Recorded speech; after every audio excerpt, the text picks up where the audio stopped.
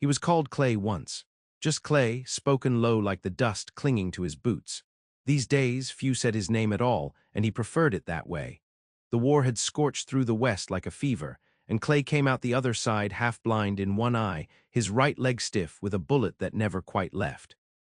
His wife and 2 boys were buried in Wyoming soil, their names etched with a dull knife into a pine cross he couldn't bring himself to visit. He rode south after the surrender, into lands flattened by hunger and grief. He kept to himself, trading fence mending for a hot plate, fixing shutters, hauling water. Folks saw the gun at his hip and left him to his silence. Nights were long and hollow, filled with the rasp of wind against cottonwood and the uneasy ache of memory. By mid-autumn, he reached a scatter of cabins near the Colorado-New Mexico line, tucked between pines and high sagebrush. The mountains rose pale in the distance, their peaks already ghosted in snow. Clay took up lodging in a half-burned barn, patching the roof with canvas and letting the horses come to know his scent. He didn't need much. A man without a future learns to shrink his needs. The folks in that valley eyed him like something half-wild. A war man, a drifter, but he worked hard, and hard work buys silence. There was a widow who gave him milk sometimes, a boy who let him borrow his father's axe. They didn't ask where he came from or what he'd done in the war. Clay kept his hands busy and his mouth shut, offering nods instead of words. One morning before dawn, the frost crisp on the cedar posts, he heard a sound he hadn't heard in months, a soft tapping, like a weak knock on the world. He stepped out of the barn, rifle in hand, breath clouding the air. There she was, thin as creek reed, hair knotted with leaves, her dress little more than stitched rags. She stood barefoot, arms wrapped around her middle, and when she saw the rifle she didn't flinch. "I'm hungry," she said. Her voice didn't tremble. She looked up at him through the dusk, eyes black with hunger but not fear. Clay stood still, watching her. She couldn't have been more than 9. Dust on her face, a shallow cut on her cheek, scabbed over. She held herself like someone older, someone used to being alone. "Where's your folks?" he asked. "Gone," she said. Then she added, as if testing it out, "Papa." The word hit him like a stone to the ribs. She blinked slowly, not crying, not begging, just waiting. Like she'd said what she needed to, and now the rest was up to him.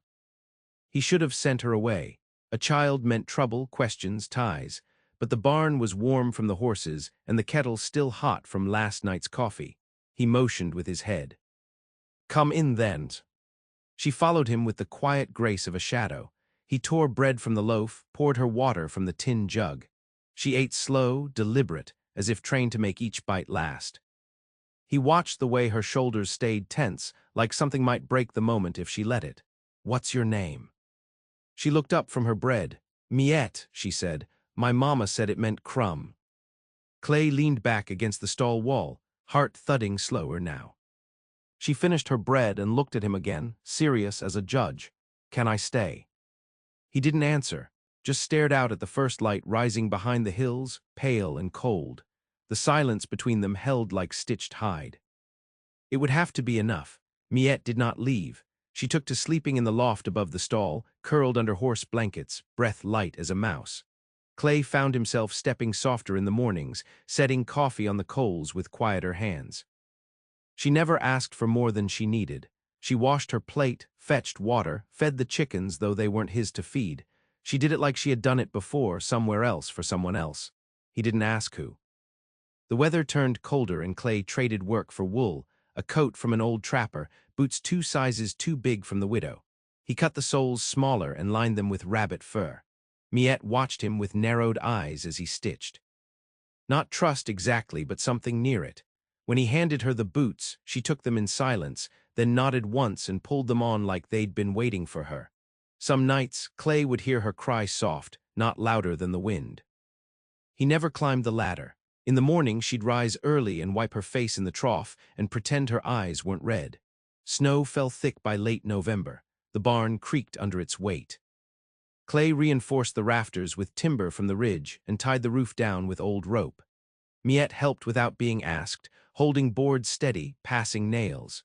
She didn't talk much, but she listened well, like she was memorizing the sounds of work, of quiet labor. The widow came by with soup, peering at Miette with pursed lips. Clay met her eyes and shook his head once. The widow didn't ask, only said, She'll need school come spring. Then she left without another word. School. The thought struck Clay like thunder from dry sky. Miette didn't seem the type to sit still at a desk, and he wasn't the type to push her. But maybe the widow was right. He hadn't thought past tomorrow in years. Then came the rider. It was midday, clear and sharp with sun, when a lone horse cut through the valley. Clay saw him first, just a shape on the far ridge, then closer, a man in a long coat, beard trimmed neat, eyes like flint. Clay stiffened. He knew that look. Military once, or law, maybe both. The rider didn't speak at first. He dismounted slow, looked around the barn, the land, the girl now splitting kindling by the trough. Then he turned to Clay. "You take in strays now?" he asked. Clay met his gaze level. "She's mine." The man looked Miette over. "That right, girl?" Miette straightened. "Yes, sir, he's my papa." There was a pause so taut you could feel the weight of it in the air. The man didn't push, just said, "Strange times." "Word is there's a price on a girl matches her look. Ran from a wagon wreck north of Las Animas. Family killed. Only the girl gone missing." Clay kept his face still. "Ain't heard of it." The rider nodded once. "Well, just passing through." He swung onto his horse, tipped his hat, and rode on. That night Miette didn't cry. She sat beside the fire Clay had built in a ring of stones and stared into it, hands tight around her knees. Clay didn't ask. He only said, "You got folks coming for you." She shook her head. "Then you stay," he said, and that was it. She lay down near the heat of the fire, not up in the loft. He handed her a blanket. She pulled it over her shoulder and said, "Quiet, night, Papa." He didn't answer. His throat ached too much to speak. Spring came in hushes, in water seeping through thawed soil, in buds tightening on aspen branches like held breath. Miette grew sturdier with the season. Her cheeks no longer held that hollow gray, and her arms showed the muscle of days spent hauling feed and mending fence. She still didn't talk much, but Clay learned her rhythms, the way she hummed low when she was calm, how she braided grass when she was trying to solve something quiet in her head. She called him Papa only sometimes now, not always aloud. Sometimes in the way she handed him tools without asking or leaned against his side when the wind bit sharp. It wasn't a name, it was a thread. Something tying her small heart to the battered thing in his chest. Clay started building a cabin, slow and rough, using logs from a stand of spruce on the north slope. Miette helped without being told. He taught her to square the joints, to seal the cracks with mud and moss. She was quick to learn, careful with tools. At night they'd sit on the stone foundation and watch the moon climb over the ridge, her legs swinging, his boots planted firm. Sometimes she'd speak of before, never in full pieces, always sideways. "My mama used to sing when she cooked," she said once, eyes fixed on the fire. Or, "I had a dog once." He was all ribs, but he followed me everywhere. Clay never pressed. He listened, nodded. She didn't need questions. She needed steadiness. Then, in May, a letter came. It was brought by a merchant passing through, yellowed and folded twice. Addressed to Clay Harper, in a hand he hadn't seen in 10 years. He opened it by the light of early dusk, the mountains holding the last of the sun. It was from his sister in Missouri. The war had left her widowed too. She'd heard rumors from a Union soldier who swore he'd seen Clay alive. She asked if it was true, asked if he'd ever come east again. "I have land now," she wrote. "I have room." Clay folded the letter and sat long with it. Miette came to sit beside him, not asking, only waiting. He didn't tell her about it, not that night. A week later they went into town. Miette needed boots that fit and a coat not patched to hell. Clay traded a hand-forged horseshoe and a cured deer hide for the goods. As they walked through the muddy street, a woman stepped out of the mercantile and froze. She stared at Miette with eyes wide, mouth gone slack. Miette didn't notice. She was tugging at the sleeve of her new coat, testing the buttons. The woman whispered, "Dear God, that's her." Clay turned. The woman came closer. "That's Miriam Keller's girl, I know it. I nursed beside Miriam back in Kansas. We got word her wagon was hit by raiders last year. They said the child died too." Clay put himself between them. "You're mistaken." "I ain't, she's the spittin' image." Miette looked up then, confusion shadowing her brow. Clay placed a hand on her shoulder. "Come on." They walked away. The woman didn't follow, but the town's eyes lingered longer that day. Back in the barn, Miette asked, "Who was that?" Clay knelt to check her boots, not looking up. "Just someone mistaken." Miette didn't speak again that night. She stared at the rafters long after the lantern was out. The next morning she was gone, no tracks, no note, just her blanket folded neat and the boots left by the fire. Clay searched the valley first, then the ridge. He questioned the widow, the boy with the axe, even the trapper with no teeth. No one had seen her. He rode north by nightfall, the letter from his sister still in his coat pocket. A man who's already lost everything learns how to carry loss like a second spine, but even so, his hands shook on the reins. He would find her, not because he owed it to her. Because he owed it to the man he'd promised to become the moment she called him Papa. The trail was thin and cruel. What tracks there were faded fast under spring rain, the kind that falls steady and cold, softening earth until it swallows footprints like secrets. Clay rode through it without pause, hat low, coat soaked through. He asked after her in towns with names washed from signs, flashing a charcoal sketch he'd made on a scrap of feed sack. Most folks shook their heads. A few thought they might have seen a girl, thin and quick, riding in a hay wagon or slipping through church crowds. One man in a saloon said she'd begged for bread outside a boarding house east of Trinidad, then vanished before anyone could ask her name. Clay followed that thread. His mare grew lean under the pace, but never faltered. He slept in ditches, under bridge planks, once in a barn where rats chittered all night. He thought of Miette's small frame curled under blankets, the way she always left her boots by the fire, toes pointing out like she was ready to run even in sleep. By mid-June he came upon a mining camp clinging to the edge of a gorge. A hard place, mostly men, the kind who didn't speak unless they had to. Clay rode in slow, eyes scanning every face. The foreman was a rail of a man with coal-smudged skin and a voice like gravel. "A girl?" he asked when Clay showed him the sketch. "Ain't no place for one here." Then he hesitated, scratched his chin. "There's a preacher runs a tent past the ridge, brings soup to the dying.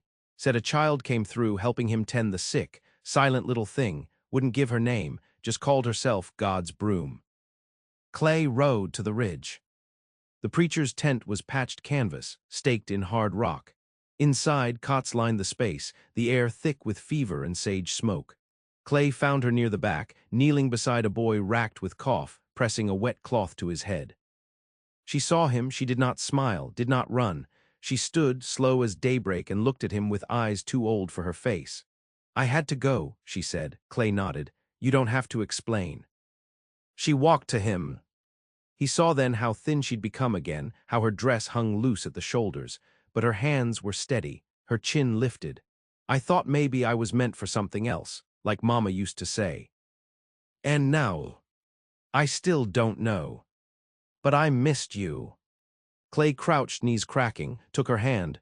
"You left your boots," he said. "I figured I'd come back." She looked at the preacher, who stood in silence across the tent, watching with eyes like river stone. Clay turned to him. "She with you?"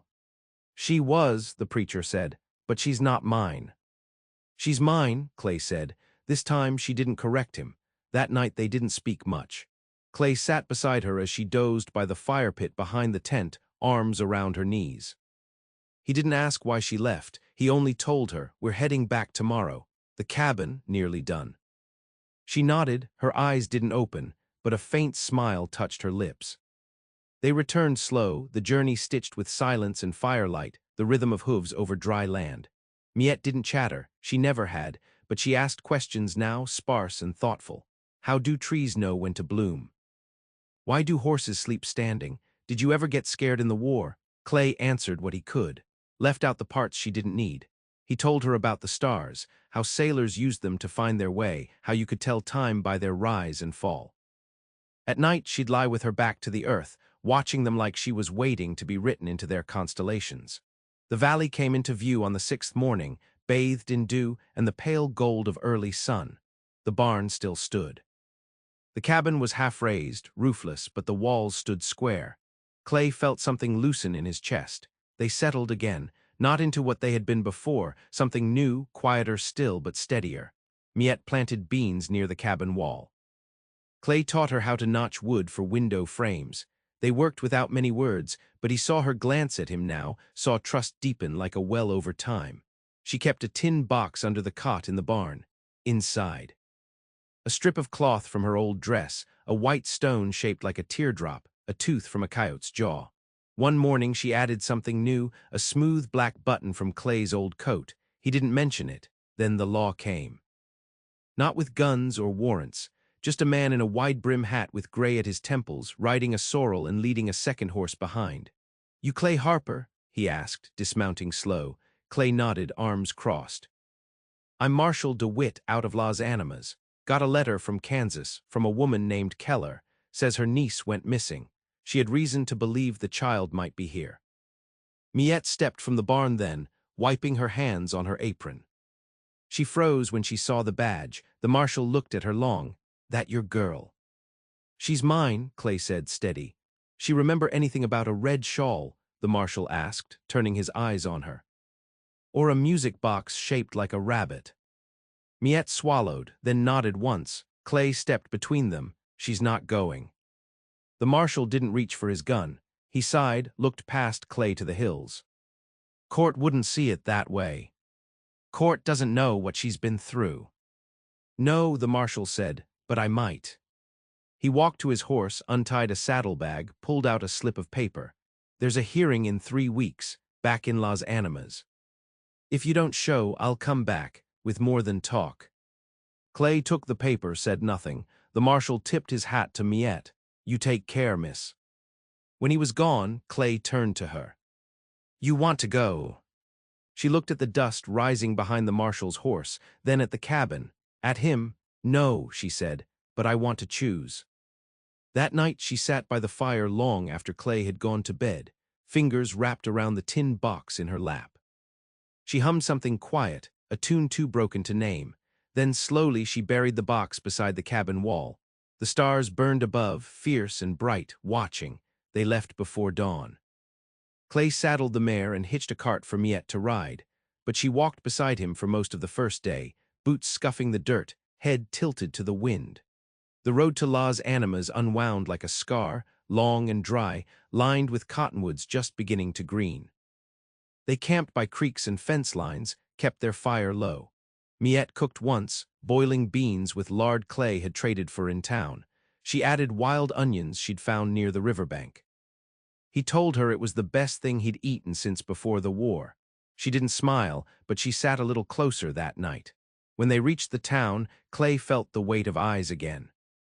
Las Animas wasn't a place for strangers, and certainly not for a girl walking beside a man with a war-worn limp. The courthouse stood at the far end, square and plain, its windows narrow as gun barrels. They lodged in a room above the stable, and Miette stared long at the bed before curling up on the floor, blanket wrapped tight. In the morning, they dressed neat. Clay wore his old coat, stitched at the cuffs. Miette combed her hair straight and pinned it back with a carved stick. She didn't speak on the way to the courthouse. Inside, it smelled of ink and damp wood. A judge sat behind a rail of worn oak, his hands folded like he was trying not to lose patience. Beside him stood a woman, sharp-nosed, grieving, voice trembling as she spoke. "She's my niece. Miriam was my sister. I have her music box. I have letters. That girl belongs with me." The judge looked to Clay. "And you?" "She chose me," Clay said. "She needed shelter. She worked beside me, not under me. She called me Papa when she didn't have to."